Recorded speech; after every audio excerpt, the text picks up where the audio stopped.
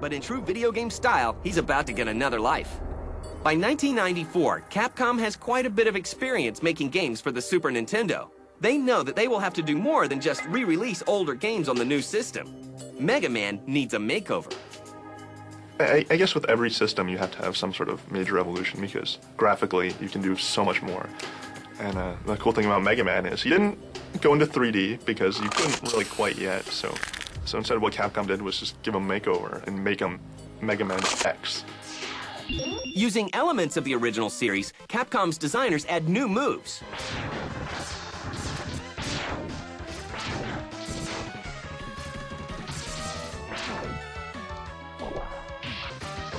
And new characters to give gamers a different experience. Yeah, the Mega Man X series was very different from the originals. It still had the same type of gameplay. The character was similar, but it took place in a different time frame. The Mega Man X games are harder. I tend to not like the Mega Man X series, mainly because it's really hard. I feel like breaking my controller when I play them. They're much more serious in tone. The boss characters in the original Mega Man games are a little more comical and lighthearted and more colorful.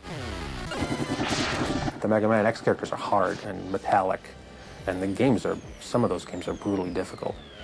Yet the game finds its fans. So it was this really cool techno quality to Mega Man. It was really neat. Like, all the bosses were a lot more extravagant.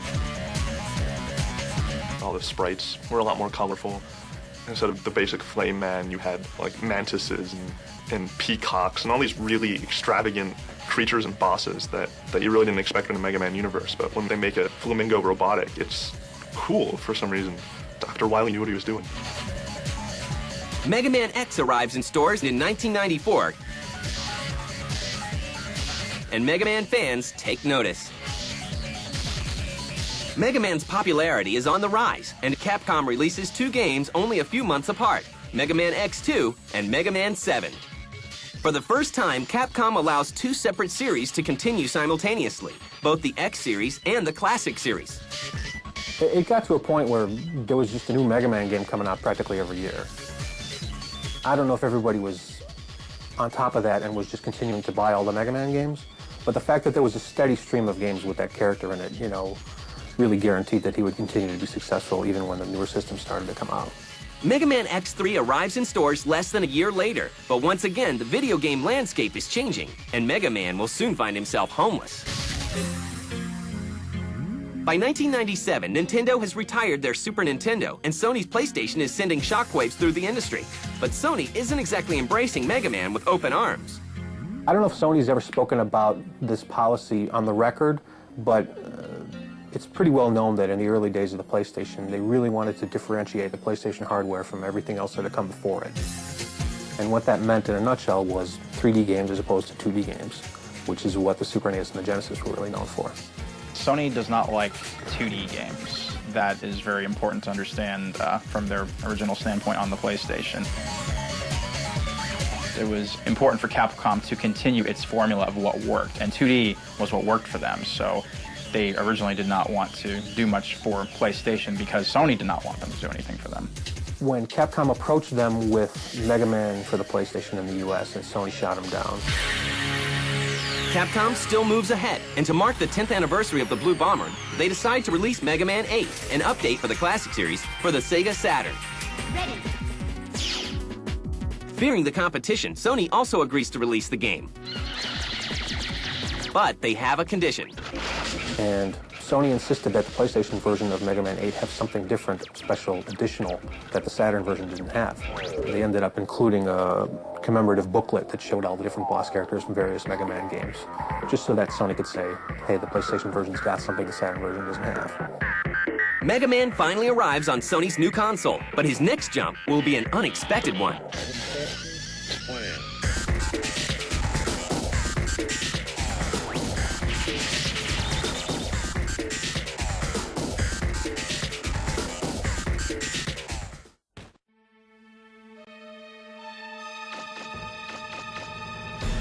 In 1998, Capcom follows up Mega Man's arrival on the PlayStation by agreeing to Sony's demand for a new look at the little robot.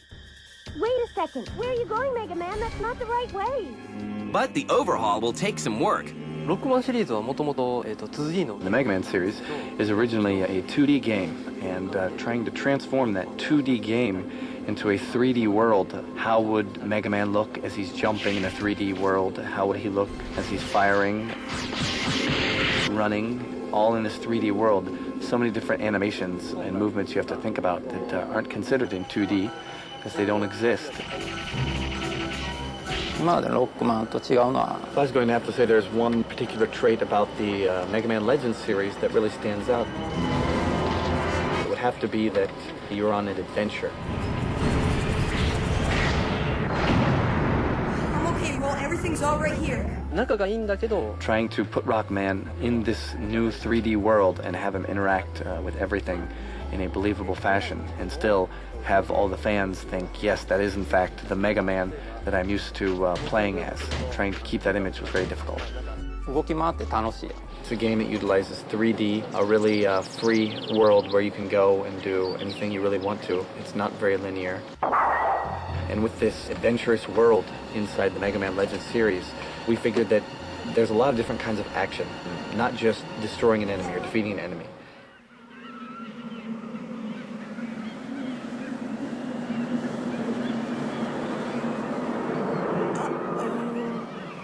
Other kinds of action are just, for example, walking down the road and maybe you kick a can or you shoot down a tree or something like that.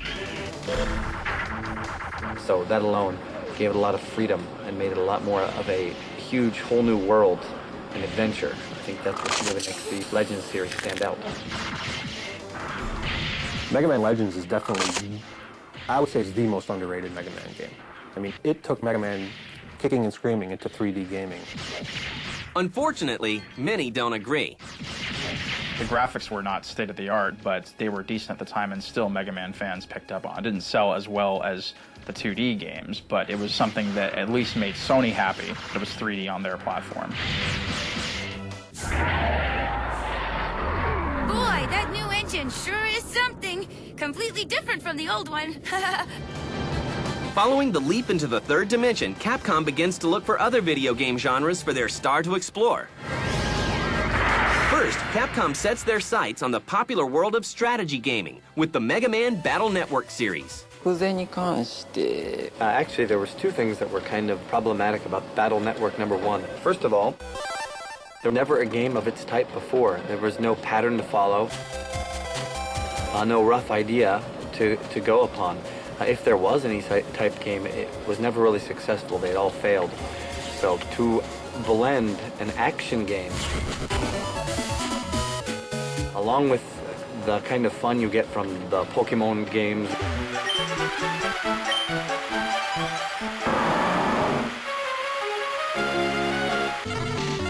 or a Yu-Gi-Oh card game or something like that.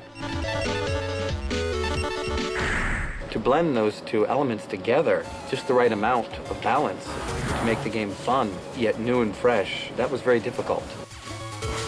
The combat system in the Mega Man Battle Network games is very different from what you see in a traditional Mega Man game.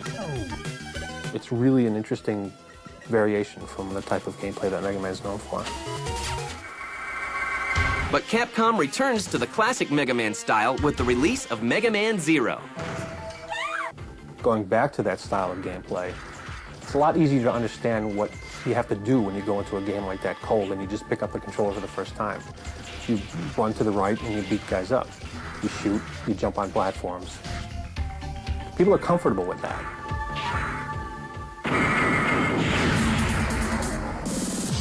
In 2003, Capcom celebrates the 15th anniversary of its beloved character and releases updates to all three of its ongoing Mega Man series.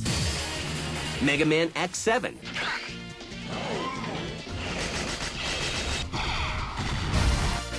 Mega Man Network Transmission,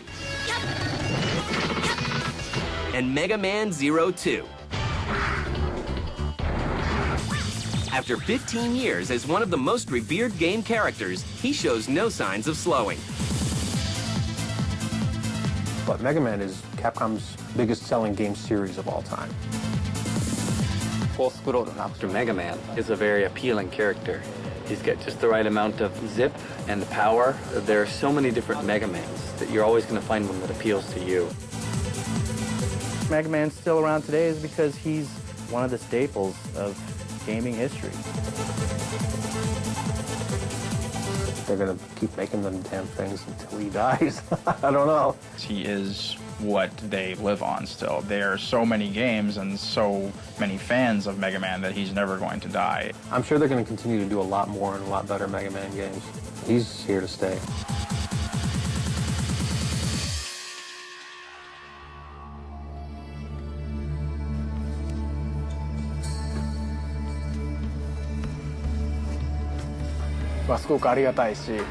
I've been making Mega Man for about 15, 16 years now. That's a long time, but I still haven't had enough of him. He's a great character. I've always loved him, and I want to continue to keep making games with him in it. There's no reason to stop if you've got something good on your hands. As you can see, I have a lot of different sketchbooks here, and this isn't all of them.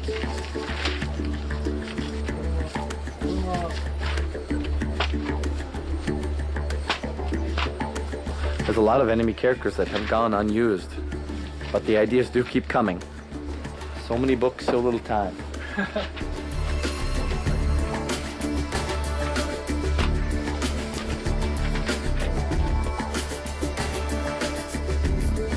The person who probably taught me the most in the gaming industry about what it's like to make a game would probably have to be the Blue Bomber himself, Mega Man. He really is a large part of my life.